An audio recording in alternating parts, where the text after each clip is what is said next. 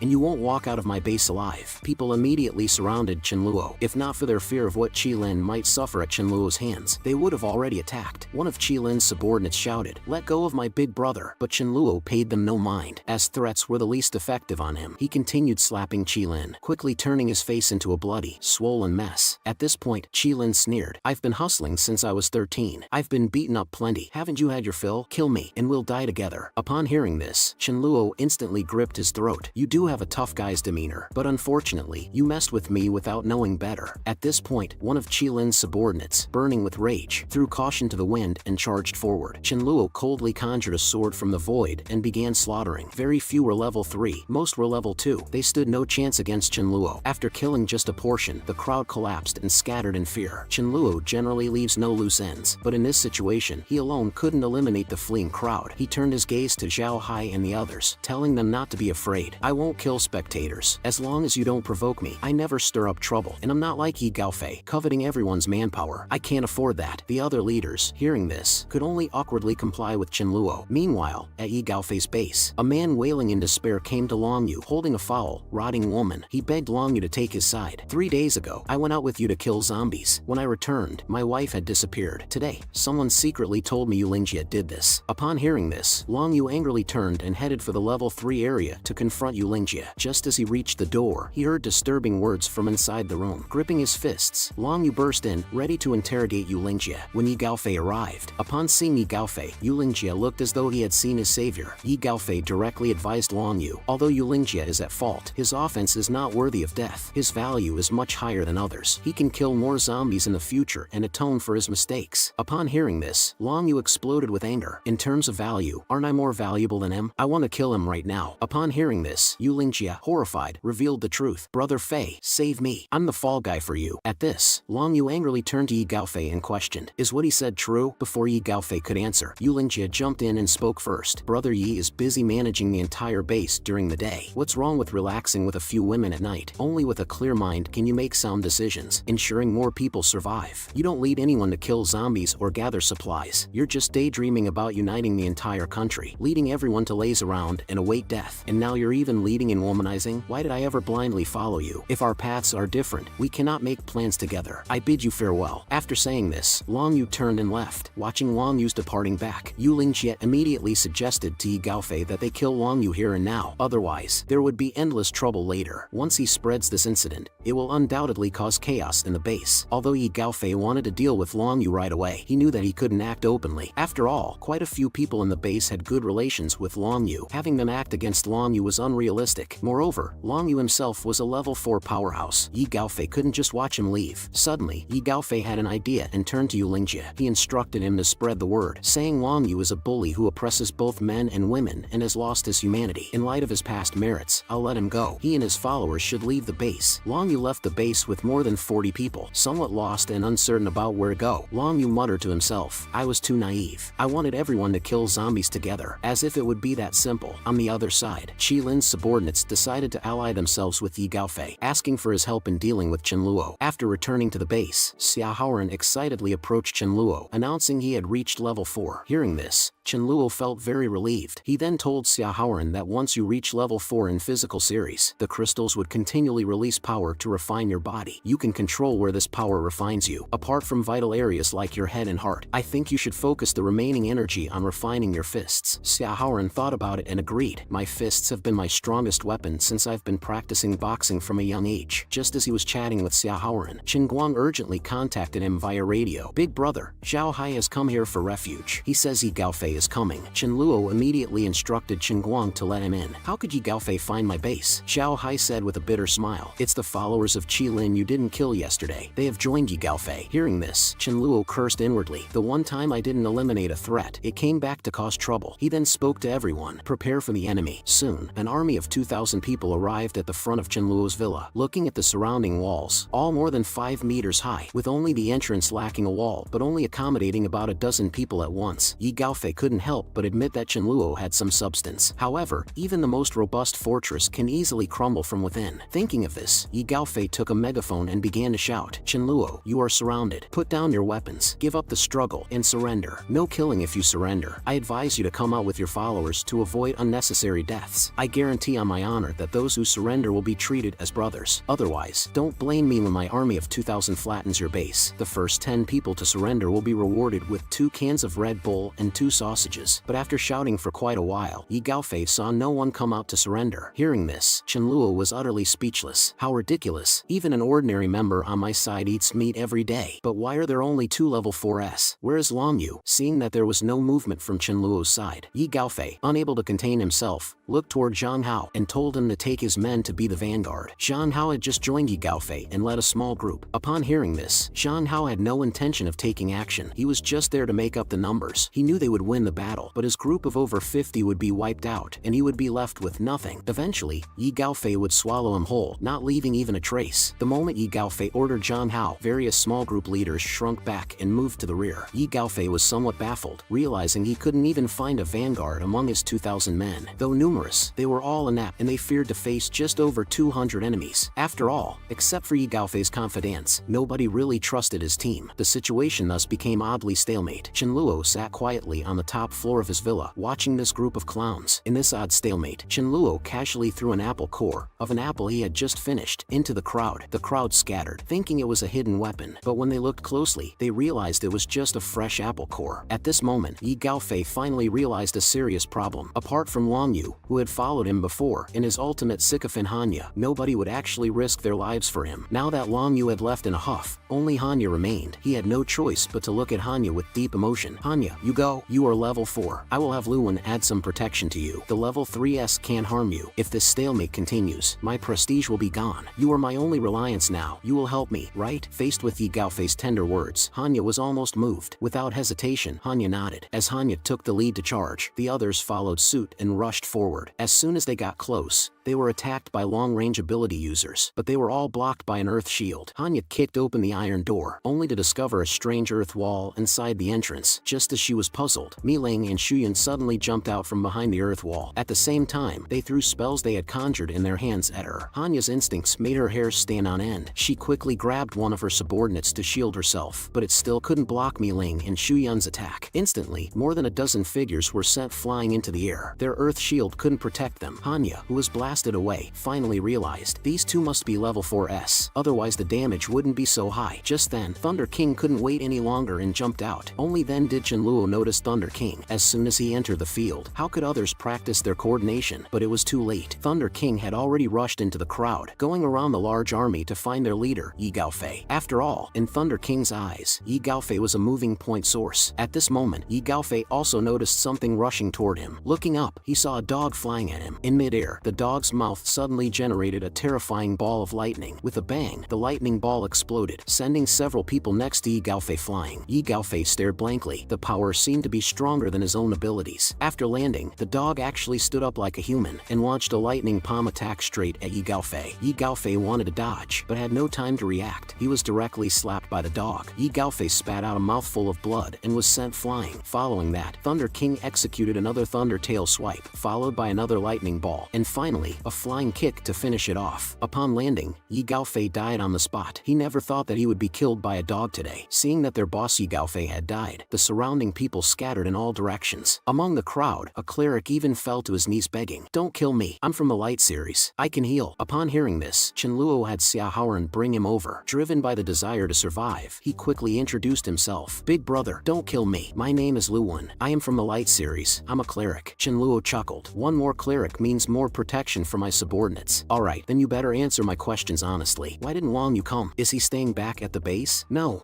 that's not it. He was kicked out of the base by Yi Gaofei for harassing men and women." Chenluo paused for a moment. "Wang Yu isn't that kind of person, is he?" Luwen meekly replied. Yi Gaofei framed him. Chenluo suddenly understood. This man really brought it upon himself. After taking care of Yi Gaofei, Chenluo learned about Wang Yu's whereabouts from cleric Luwen. So Chenluo asked Zhao Hai to clean up the battlefield, promising to treat him to a feast later. He then took all his teammates to Yi Gaofei's base to collect the spoils of war, and along the way, search for Wang Yu. He definitely wanted to bring such a talent into his team. At this time, Thunder King approached Chenluo with Yi Gaofei's crystal in its mouth to exchange for points. Seeing how obsessed the dog was with points, Chenluo took the crystal and told him to stay home. "We'll settle the points when I get back." Thunder King barked twice to indicate that he understood. Song Ling watched as Chenluo walked away inside. "Bro, hi, why don't we join Chenluo as well? Following him wouldn't be a bad idea. After all, the world's order has collapsed. Relying on relationships and worldly wisdom is useless." As soon as these words came out, Zhao Hai's other subordinates also began to discuss. "I'm not going. I at least have a high-ranking position here with Bro Hai, and good stuff goes to us brothers. If we go to Chenluo, and we don't even have the qualifications to be small fries, we'd be considered newcomers. Do you think Chenluo would give us face and directly promote us to elite members?" Hearing this, Zhao Hai felt a bit bitter. He sighed, deciding to wait and see. If he got lucky and found a high-level crystal, there might still be a chance for him to rise. On the other side, with Luwen leading the way, Chenluo easily reached Yi Gaofei's base and took all the supplies, instructing others to carry the supplies. Chenluo himself was bored and wandering outside. Suddenly, Chenluo's eyes brightened, noticing a dog with golden fur in the base. The golden-furred dog seemed pleased to see Chenluo and wagged its tail cutely. Chenluo began to check its hindquarters, and after an examination found out it was a female dog. Chenluo let out a strange laugh. "Ah, it's a female. Perfect to bring back as a wife for Thunder King. Thunder King, I found you a wife. Charging you 1,000 points for it isn't too much, right?" With that thought, Chenluo took a leash from his inventory and put it on her, then led Golden Fur to find Thunder King. However, when Thunder King saw that Chenluo brought back a dog, it lost all interest in waiting for Chenluo to settle its points. After locking eyes with Golden Fur, Thunder King looked at Chenluo with teary eyes. Seeing Thunder King like this, Chenluo was puzzled. Is it really necessary to get this emotional? The next second, tears burst forth from Thunder King like a fountain. An unhappy Thunder King barked. "Not only did you get rice, but you also have another dog outside, and you even brought her back. What does that make me?" Meanwhile, Golden Fur, sensing Thunder King's hostility, began to tremble. Chenluo, also feeling flustered by Thunder King's sadness, wondered, "What's all this about?" Then Chenluo carefully explained. "Thunder King, you've misunderstood. She's your wife-to-be, not a pet I keep outside." Hearing this, Thunder King gave Chenluo a side eye. "This dog is so timid. She doesn't deserve the majestic me." Chenluo crossed his arms. "If you don't like her, it's fine. I'll send her to my sister's place to be a pet when the sun rises. You want your points, right? Rice, come and translate. You got 300 points for killing Yi Gaofei, okay? Thunder King indicated that it also killed several other people today. Qianluo continued. Then I'll add another 200. Let me calculate. That makes it 1,500 points. Thunder King immediately used these points to exchange for the elder dog position. Qianluo was speechless. Fine, I don't know why you're so obsessed with this position. Thunder King insisted that this should be announced, so everyone would know. Everyone should respectfully call me elder dog. Qianluo nodded with a smile, agreeing. Hearing this, Qianluo playfully said, everyone, rest up for tomorrow. I'm going to bed too. Thunder King barked once, and Rice translated. Stupid dog says you should wake up early tomorrow, and don't forget to announce it in public. The next morning, Qianluo made the announcement to everyone. Recently, one of our members has shown exceptional performance, accumulating 1,500 points, meeting the criteria to become an elder. So, I will now bestow upon him the title of elder. The members below immediately started to whisper among themselves. So quickly, someone has already become an elder. Could it be Xia Haoren? He kills a lot of zombies every day. It must be Xia Haoren, right? He's a strong guy. It could also be Mi Ling. Or could it be Xu Yun? Just as everyone was speculating, Qianluo cleared his throat. Let's welcome this member. Come, let everyone take a look. Thunder King appeared, wearing a purple hat, clad in a purple cloak, and holding a long stick as if it were a cane, walking upright, with Thunder King's cool appearance. He made a dazzling entrance. Those in the audience who were unaware were completely taken aback. The first elder is Thunder King? Well, if it's Thunder King, that makes sense. Everyone knows Thunder King's strength, except for Qianluo. Even if the rest of us teamed up, we couldn't beat him. At this moment, Qianluo looked at the crowd and shouted, what are you all staring at? From now on, Thunder King is the elder. Call him elder dog. The members woke up as if from a dream and collectively shouted, hello, elder dog. Xiao Hai in the crowd was even more stunned. Is this even possible? Hearing the crowd call him elder dog, Thunder King was extremely excited and barked twice. Qianluo translated. Elder dog says, he's covering all the drinks tonight. Everyone can drink to their heart's content. With these words, the crowd erupted. Thank you, elder dog. On the other side, Long Yu was quite shocked after hearing Qianluo's news. He killed Yi Gaofei and Hanya, and Qianluo is still recruiting. Long Yu thought for a moment and decided to come take a look. Upon reaching Qianluo's base, the first thing Long Yu was attracted to was the smell of barbecue. Is the treatment at their base this good? If we join now, do we also get to eat barbecue? Long Yu saw a notice board. He went up to it and his eyes brightened as he read, minimum level 3. Very strict. Not many people have reached this stage, and you must kill at least 2 zombies every day. More kills come with rewards. Long Yu found himself in strong agreement. Order is maintained within the base. No law breaking allowed. Those who violate the rules will be severely punished. Unlike Yi Gaofei, who would take anyone, Long Yu felt that this base was pretty good. Long Yu looked back at his own people. About half of them haven't reached level 3 yet. If they join, they should join together. They've been through a lot with him. He can't just leave them behind like that. After some thought, Long Yu clenched his teeth and walked up to ask, brother, my name is Long Yu, and I'm a level 4 special ability user. Could you please pass a message to your leader for me? On the other side, Qianluo looked at Thunder King and said, looking at the bill, we've consumed a total of 1,568 bottles of drinks today. That means your points are now negative 1,568. Better work hard, doggy. Hearing this, Thunder King was instantly dumbfounded. He had wiped out all his points for an elder position in one fell swoop. Just then, Chen Guang suddenly said into the walkie-talkie, Bro Chen, a group of people outside want to join us. The one leading them is called Long Yu. He's a level 4, but 4 people in their group are level 2. They say they want to talk to us. Upon hearing this, Qianluo excitedly ran to the recruitment office. After fully understanding Long Yu's requirements, Qianluo said he could accommodate them. But why do you want to join us? Because your management philosophy aligns with mine. I want to clear out all the zombies and restore the world back to normal as soon as possible. Upon hearing this, Qianluo had an epiphany. But you can't just kill all the zombies because you want to. Thinking about this, Qianluo asked him what abilities he currently had. Long Yu replied, I can control metal. My offensive power is average, but I can metalize my body. My physical defense is very strong, and my strength is not weak. Hearing this, Qianluo couldn't help but smile. Kid, your talent is not as simple as just metalizing your body. Very strong? Let me try. Long Yu confidently spread his hands. Come on. Qianluo charged his right hand, and then launched a punch directly at Long Yu's chest. Long Yu was pushed back a few meters. Long Yu was astounded. Normally, I feel nothing when level 3 ability users hit me, but he only used one punch. Qianluo shook his head. I only used 50% of my strength. Then Qianluo took out a steel pipe and explained, Long Yu, I've actually seen a metal ability user who could melt metal, recombine it, and shape it into various forms, making them even more robust and sharp. I've tried that. I can do it too, said Long Yu. Qianluo shook his head and said, what I want is not for you to change the shape of the metal, but to try and turn it into gold. Here is a gold ring. Familiarize yourself with the atomic structure of gold, and give it a try. After Qianluo's reminder, Long Yu tried it out in the way he suggested, and was shocked to find that he actually succeeded. Looking at the stunned face of Long Yu, Chenluo continued, the short time for the metal transformation is due to your low level. As you level up, you'll be able to permanently change metals. Do you now understand your real value? You can restructure metal, create extraordinary weapons as equipment. Isn't that stronger than fighting on the front lines yourself? Very well, Long Yu, welcome to the team. Have you had dinner yet? We're holding a barbecue celebration. Come on in. The scene shifts. Meng Yin's sister, who was previously kidnapped by Chenluo, found Chenluo's base. Using her invisibility powers, she snuck into Chenluo's compound. Meng Yin was not being mistreated, but was eating some delicious fried chicken. I was so worried about you, trying desperately to find you. I've been starving for days, and here you are, happily eating fried chicken. Saying this, Xiao Yu looked at her pitifully. This made Meng Yin feel a bit embarrassed. At this time, Thunder King, who was patrolling outside, suddenly heard noises from inside, knew someone had broken in, and hurried to inform Chenluo. Chenluo, hearing the news, rushed over cursing. What are these guards doing? How could someone just break in? Meng Yin is my future hope for cultivation. She can't be in any trouble. Bursting through the door, Chenluo yelled, who are you? How did you get in here? Hearing this, Meng Yin hurriedly explained, she's my friend. She can become invisible. She snuck in. Hearing this, Chenluo breathed a sigh of relief, thinking to himself, turns out it's her friend. I thought someone had snuck in to harm her, but such a rare talent must be recruited. So Chenluo said, it's dangerous for a young girl like Meng Yin to be outside. That's why I brought her back. Sorry to have worried you. Look, she's eating well here, living a much better life than you. If you have nowhere to go, you can also stay here. We have lots of ladies here. It's better to have some company. We have water, electricity, and no shortage of food. Hearing this, Xiao Yu was somewhat tempted, so she asked Chenluo, if I stay, what would I need to do? Chenluo replied, use your invisibility skill to go outside and help me find mutated zombies. Mutated? Are those the powerful zombies that are on a completely different level than regular ones? What? Have you encountered such zombies? Xiao Yu nodded, indicating that she had just passed by one on the road. She saw a dead zombie, but its body and surroundings were covered in unmelted ice. It was completely different from regular zombies, so she didn't dare to approach it. The crystal is still on it. Hearing this, Chenluo immediately had an answer. It looks like there are high-level mutants fighting for territory around there. So Chenluo got the location from her and prepared to go take a look at dawn. The next morning, just as Chenluo was about to set off, he was stopped by a hastily arriving Zhao Hai, who told him to flee for his life. Just now I saw a zombie that was 100 meters away, but in the blink of an eye, it teleported next to my men. The zombie blew a breath and killed them. Its strength is incredibly strong, and what's even more frightening is its speed. The wind blades it generates can't be dodged by anyone. Hearing this, Chenluo realized it might be the high-level mutated zombie that Xiao Yu saw. Just as Chenluo was contemplating whether or not to lead the team to deal with that zombie, Rice suddenly walked over and told Chenluo, Chenluo, you might be screwed. Hearing this, Chenluo was shocked, so he immediately took Rice to the side. Rice, focus and sense carefully. After a detailed sensing, Rice explained, I feel that you're on the verge of death. Although it's extremely dangerous, it seems there's a tremendous benefit. Hearing this, Chenluo was speechless. Damn it, so that high-level mutated zombie that appeared is actually targeting me? According to what Zhao Hai just described, it can teleport 100 meters instantaneously. At the very least, it's a level 7 wind attribute mutant. If I'm not mistaken, there should not have been a level 7 zombie appearing at this point in my past life. Could it be the butterfly effect caused by my appearance? And what is this earth-shattering benefit? It can't possibly be a level 7 crystal, can it? Although it's rare, it's not a huge surprise for me. With that in mind, Chenluo asked Rice, are Mi Ling and Mi Li in danger? Rice indicated that they weren't. Zhao Hai, Song Ling, and others were sitting by the roadside, smoking cigarette after cigarette. Just then, Chenluo appeared at the entrance, holding Rice. Bro Chen, what do you think? Should we move immediately? Chenluo shook his head, indicating there was no need. You guys can take refuge here for now. As for that zombie, don't worry, I'll go check it out. Zhao Hai and Song Ling were stunned. Isn't that a bit too brave? Just then, Mi Ling, Mi Li, and others who had gone out to kill zombies returned, chatting and laughing. They had barely stepped into the base when a young man, covered in blood and enveloped by the wind, approached the villa. He stared at Mi Ling and Mi Li with interest. The guards on duty, seeing his bloody appearance, shouted, who are you? What are you doing? The young man gave a cold smile without answering. With a swoosh, his somewhat darkened palm swung towards the gatekeepers. A sharp gust of wind immediately struck them. Mi Ling, Mi Li, and Su Dazhu heard the commotion and turned back to see the guards instantly killed. Chenluo, who had rushed over, also witnessed this. He immediately conjured the Sword of the Void and slashed towards the zombie's back. Unexpectedly, the Sword of the Void couldn't break through its defense, making Chenluo's face change dramatically. Is it level 8 or level 9? The wind attribute zombie, recovering, slapped Chenluo's arm, sending him flying and crashing to the ground. The zombie looked disdainfully at Chenluo and continued to walk towards Mi Ling and Mi Li, clutching his arm and ignoring the pain. Chenluo thought the only option was to use void walking walking to flee with them. However, he had not yet mastered void walking with others. It was a gamble he had to take. Chenluo instantly teleported beside the trio, encircling them. However, only he disappeared. The others remained in place. Just as the wind attribute zombie's hand was about to grasp Meili's neck, Chenluo used void walking to appear in front of her, blocking the wind attribute zombie's attack on her. There's only one more option. That is for this mutant to drop dead when its lifespan ends. Chenluo screamed in his mind, just freaking die already. Due to Chenluo's emotional upheaval, the crystal in his mind underwent mysterious changes. The wind attribute zombie suddenly seemed as if it were fast-forwarded. The next second, it toppled over stiffly. The crystal in Chenluo's mind also consumed all its power in an instant, nearly shattering. He then collapsed, his vision going black. Meili cried as she used healing magic on Chenluo. Meiling instructed Sudaju to close the gate tightly. Until Chenluo wakes up, nobody leaves. We'll defend the base. At that moment, Thunder King shouted furiously, "How could you all let this happen to the master? Why is he the only one affected?" Despite his worry, Rice tried to comfort him. "Don't worry, I had already calculated that something would happen to him. He won't die. Instead, there will be immense benefits." Yet nobody believed him, leaving Rice speechless. "I told you he'd be fine, and that there would be benefits. Why does no one believe me?" 2 days later, Chenluo woke up in a daze and suddenly realized he had awakened a second superpower, a terrifying time-based ability. He couldn't believe it for a long time. My second superpower is actually time-based? In his previous life, Chenluo had only encountered one person with a time-based ability, and he had witnessed the terror of it. It was an incredible power. With this thought, Chenluo's mind involuntarily started to recall the only time user he had encountered in his previous life. "In my past life, I used to sneak into Meiling's base to steal vegetables, but once, I encountered an inexplicable power. Not only did my abilities not respond, but my body was also immobilized. That was the time I got kicked by Meiling, and that person was Jiang Chuxue. Although she could only use one time-stopping skill, that ability was extremely terrifying, almost magical. After Jiang Chuxue died in my previous life, I took her body from a monster and placed it in a spatial dimension, but I never absorbed her crystal back then. Ah well, never mind. I almost shattered my own crystal this time. It won't recover for at least 3 months." Chenluo, still puzzled, turned to Meili and asked, "Was the crystal from that mutant retrieved?" Meili handed over a pink crystal, which disappointed Chenluo. "After all that trouble and almost losing my life, it's just an 8th level crystal. I can't even absorb it now. It will be at least a month before I can." With this thought, he decided to give the crystal to Thunder King to advance him to level 5 first. It would make him capable of guarding the base and the surrounding area while he recovers from his injuries. However, Thunder King directly refused, saying, "Dog doesn't want it. It would put Dog in debt." Chenluo chuckled and said, "Don't worry, I won't deduct your points. If you reach level 5 first, not only will I not deduct your points, I'll also reward you with 500 points. How does that sound?" The next second, Thunder King grabbed the crystal in his mouth. "If you say so, then Dog is not troubled." Chenluo then instructed Thunder King to have Rice contact Meiling and tell everyone that he's okay. Tell them to go ahead and eat the beef and mutton freely for the next 3 days as a celebration. Thunder King barked twice to indicate understanding. Meanwhile, elsewhere, a person riding an elephant stopped a group of people. "This road is mine. This tree is mine. If you want to pass, pay a toll. Leave behind all your food, or don't blame me for showing no mercy." Faced with the threat from the elephant, people loudly retorted, "What's so great about you? You're not even as strong as a dog. I guarantee, if you dare go against him, you won't even know how you died." "What?" Upon hearing these words, and Chen's face darkened, disbelieving that a dog could be so remarkable. "This is an elephant, you know? It's dozens of times bigger than any dog. How could any dog be more ferocious than it? Plus, I'm a level 3 nature elemental user with the ability to enhance the elephant's abilities. Just yesterday, the elephant advanced to level 4. Any level 4 elemental user would be no match for it." Thinking this, and Chen immediately led his followers towards Chenluo's base to confront Thunder King and prove his strength. As Chen left, however, a white wolf and a gray wolf were watching him from the shadows, their eyes filled with cold, vengeful glares. That's because Chen had killed and eaten their companions. Wolves are creatures of strong vengeance. Soon, Chen and his elephant arrived at Chenluo's base, immediately putting everyone on alert. Upon seeing this, Chenluo thought, could this be Elephant Master Chen? He was quite famous in my past life, mostly because his elephant was indeed very powerful. After a boost from Chen, it was virtually unbeatable at the same level. Chen was eventually backstabbed by his own men and died. His elephant went on a rampage after losing its master, killing anyone it saw until it was put down by Meiling. This intrigued Chenluo, who had been wanting to lay low during his recovery period. It looked like he had found something interesting to pass the time, and Chen rode his elephant and appeared before everyone in a condescending manner. "Ladies, I heard you have a very remarkable dog around here. Is it this golden fur right in front of me? Courageous, if nothing else." Hearing this, both Mi Ling and Mi Li were stunned. Thunder King was enraged. So you ignore me just because I'm smaller? You underestimate me, you scoundrel. Golden Fur was even more confused and scared as the massive elephant approached, causing him to crouch on the spot, trembling with fear. Seeing Golden Fur's weak reaction, and Chen broke into unabashed laughter. Is this all? Mi Ling on the side was speechless. Are you looking for someone to compete with your elephant? How about I give it a try? At these words, Thunder King became anxious and wanted to rush out. This is free points walking right up to me. But he was held back by Chen Luo. Thunder King, don't go causing trouble. It's time to train Mi Ling. If you don't follow orders, you can stop being the dog elder. At that moment, Mi Ling's body was enveloped in flames, signaling in Chen to make his move. And Chen snorted and had no intention of holding back. He directly commanded his elephant to charge at Mi Ling. The elephant's trunk was ready to strike hard. Just as it was about to hit Mi Ling, she channeled all her flames to her fingertips and pointed it towards the trunk. Chen Luo, who was watching from the side, immediately recognized this as one of Mi Ling's signature moves, the prototype of Red Lotus Burst. Mi Ling's Red Lotus clashed with the elephant's trunk, incinerating the massive animal in a blink of an eye. However, using this move drained all her energy, and she sat down, panting heavily. Seeing his beloved elephant in such a state, and Chen let out a heart-wrenching roar, "Everyone, attack! Kill them all!" Hearing this, Chen Luo sighed. "Sudaju, Xiaoran, go on, show them some color." Soon after, and Chen watched as his men were instantly taken down by Chen Luo and the others. Astonished by their strength, he turned to flee towards the main gate. Seizing the moment, Chen Luo signaled Thunder King to chase after him. Thunder King, who had been eager for action, saw this as an opportunity for 100 points. Seeing Thunder King chasing after him, and Chen panicked and chose a smaller path, hoping to shake him off. Little did he know, 2 wolves had been waiting for him. The wolves immediately lunged at him. One grabbed in Chen's arm, tearing and biting, while the other aimed straight for his throat. Thunder King, who caught up from behind, was shocked. These were his points. How could someone beat him to the kill? So, Thunder King leapt high into the air and slapped in Chen on the head, and Chen died instantly. This terrifying sight left the 2 wolves stunned. They looked at Thunder King in horror, realizing they should not mess with this dog. However, Thunder King had his eyes fixed on the white wolf, his face revealing a lecherous expression. "You look pretty good," he remarked, scaring the wolves into running. With a single pounce, Thunder King had the white wolf under him, putting on a roguelike expression. "Hey there, beauty, wanna be friends?" The gray wolf, seeing its companion caught, turned back and let out a menacing howl. Thunder King squinted, instantly recognizing the other wolf as a male. "What? You want to compete with me for her?" By then, Chen Luo and the others had also arrived. Everyone was surprised to see the 2 wolves. However, when Chen Luo saw Thunder King, his face darkened. "You're making me lose face. You're acting like a complete simp." Unable to bear it any longer, Chen Luo grabbed the wolves and headed back to base, with Thunder King wagging his tail behind him. Seeing this, Chen Luo kicked Thunder King a few times. "Look at you. You're a disgrace. Do you think you can win them over with gentleness? They respect power. Beat them until they submit, or go all out." Hearing this, Thunder King had an epiphany. Indeed, the boss knows best. Watching Thunder King eagerly run toward the white wolf, Chen Luo couldn't help but feel annoyed. Once Thunder King had left, Chen Luo started thinking about the future planning of the base. Considering the current rate of zombie evolution, within a month all zombies would reach level 4. These level 4 zombies wouldn't only be more powerful but would also have a certain level of intelligence. They might even start searching for survivors purposefully. Even though the base was currently in a remote location, it was still within the city limits. It would inevitably come under large-scale zombie attacks in the future. Thinking of this, Chen Luo took out a map of the nearby area from his storage space. He began selecting a new address for the base. After all, one couldn't leave preparations for such matters until the last minute. Chen Luo decided to abandon the villa area, planning to move the base to a village 30 miles away. There, he would build a larger, more robust base to handle the impending zombie wave. The location was not only spacious but also had a water source that hadn't been seriously polluted. It only needed simple filtering for drinking. Unexpectedly, just as they entered the village, their convoy was attacked by a big-headed zombie. Several ordinary members who didn't react in time were instantly killed. The big-headed zombie mocked, "I am Iron Head. My head is hard. Move aside if you don't want to die." At that moment, Chen Luo walked up to him expressionlessly and kicked him in the groin. Iron Head instantly winced in pain, saying, "I said my head was hard, not this part." Hearing this, Chen Luo kicked him several more times, making Iron Head wince and clutch his groin. "Are you sick? Don't you know where the head is?" Hearing this, Chen Luo decisively met his request by slapping him across the face multiple times. Iron Head was sent flying into a wall. His head was buzzing, and he was in immense pain. Under the continuous slaps from Chen Luo, Iron Head had tears in his eyes. "It really hurts. Don't hit me anymore. I was wrong. I won't be hard-headed anymore." Hearing this, Chen Luo ordered, "Since that's the case, bow down." Iron Head has a strong physique. He'll make a good training target for Xiaoran, Sudaju, and Mi Ling. Let's keep him for now. Meanwhile, in a coastal city led by a mutated crab, a group of smaller crabs were advancing across across the beach. Feng Zhenqing, the leader of a level 5 base, looked extremely grim. Most of their supplies were gone, and some people had been washed away. After being persuaded by his subordinates and doing some thinking, he ordered everyone to prepare supplies and vehicles. We'll head out to the capital of gods first thing tomorrow morning. A month later, Ling Chen angrily gripped Lei Hao's neck. You fatso, you dare to deceive our boss. No, brother Chen Luo, how would I dare deceive you? A group of people appear out of nowhere, led by someone named Feng Zhenqing. He forced me to cooperate with him. Upon hearing this name, Chen Luo seemed thoughtful. I remember, in my past life, Feng Zhenqing was a king-level ability user. My goal is to gather a group of elites to survive this apocalyptic world. A king-level ability user is definitely worth a try. At that moment, Lei Hao managed to squeeze out a smile. Brother Chen Luo, it's my fault. I'll give you 20 tons of rice and 1 ton of oil from the supplies we got yesterday. Chen Luo, he is someone I really can't afford to offend. Just then, a voice came through Chen Luo's walkie-talkie. Big brother, a group of people has arrived outside the villa, wanting to see you. The leader says his name is Feng Zhenqing. Let him in. As soon as Feng Zhenqing entered, he apologized to Chen Luo and offered 300 tons of rice and flour as compensation. He's as grand and bold as he was in his previous life. If you're being generous, I won't hold back. 300 tons it is. But you didn't come all this way just to deliver supplies, did you? No, brother, I've just come from Cloud City. To put it arrogantly, I'm the overlord of Cloud City. Any base leader wouldn't dare to say no in front of me. But things have changed. The sea is mutating, and so are its creatures. Coastal cities are no longer suitable for survival. I suspect other coastal cities will also migrate en masse. Capital of Gods is the only large city nearby. It will likely become a battleground for all sorts of powers. So, I suggest we form an alliance. Strong allies can weather any storm. Hearing this, Chen Luo sneered inside. So, he wants to form an alliance. Ha, but a leader like Feng Zhenqing isn't easily tamed. If we're to form an alliance, you'll have to listen to me, or there's no deal. You're being too arbitrary. In an alliance, whoever is stronger leads. Chen Luo chuckled. So, you think you're stronger than me? Feng Zhenqing smiled confidently. Brother, to be honest, I advanced to level 5 more than half a month ago. I admit I can't face your base head-on by myself, but if I pick off a few dozen of your people every day and your forces can't catch me, you'll eventually be worn down. Chen Luo sneered. Are you threatening me? Level 5 is impressive. Thunder King reached level 5 1.5 months ago. Milang and Su Dazhu also reached level 5 a month ago. So, you've been at level 5 for only half a month? You're not that impressive for a king-level ability user. Feng Zhenqing said, brother, why don't we have a duel? Each side sends out 3 members, best 2 out of 3 rounds. Whoever wins, we listen to them. Or, one could join the other. Chen Luo nodded in agreement. Better today than tomorrow. Let's meet this afternoon outside the city, shall we? Feng Zhenqing also agreed immediately. Both of them had their own secret plans. They were both thinking of killing the other during the competition. After all, that would be the easiest way to take over the other's territory and subordinates. As both parties arrived at the arena, Chen Luo sent out Su Dazhu as the first to fight. Seeing Su Dazhu's physique, Feng Zhenqing guessed he was a physical ability user. So, he sent out Sun Yu, a level 4 earth ability user known for countering physical abilities. As the referee shouted to start the match, Sun Yu took the first move. 4 earth pillars immediately encircled Su Dazhu. Seeing the narrow gaps between the pillars, Su Dazhu was stunned for a moment. If I were a bit skinnier, I could pass right through. Hanging out with Big Brother during the apocalypse has actually made me gain 10 pounds. Taking advantage of Su Dazhu attacking the earth pillars, Sun Yu directly used his special move, Swamp Technique. The ground beneath Su Dazhu's feet turned into a swamp, trapping his feet. Upon seeing this, Chen Luo couldn't help but think, this Sun Yu is pretty talented. He'll at least be a level 10 powerhouse in the future. Temporarily immobilized, Su Dazhu became an easy target. 3 sharp spikes came flying at him. Unfazed, Su Dazhu extended his hands and blocked the spikes. A level 4 ability user couldn't harm him. Seeing this, Feng Zhenqing's expression changed dramatically. He knew Sun Yu's attacks were weak, but they shouldn't be so weak that they couldn't even draw blood. Faced with an enemy he couldn't harm, Sun Yu had no choice but to concede defeat. Feng Zhenqing's face darkened. He couldn't believe the opponent had such a strong player. He had lost the first round and absolutely couldn't afford to lose the second one. For the sake of security, he decided to play his trump card. A small truck drove up,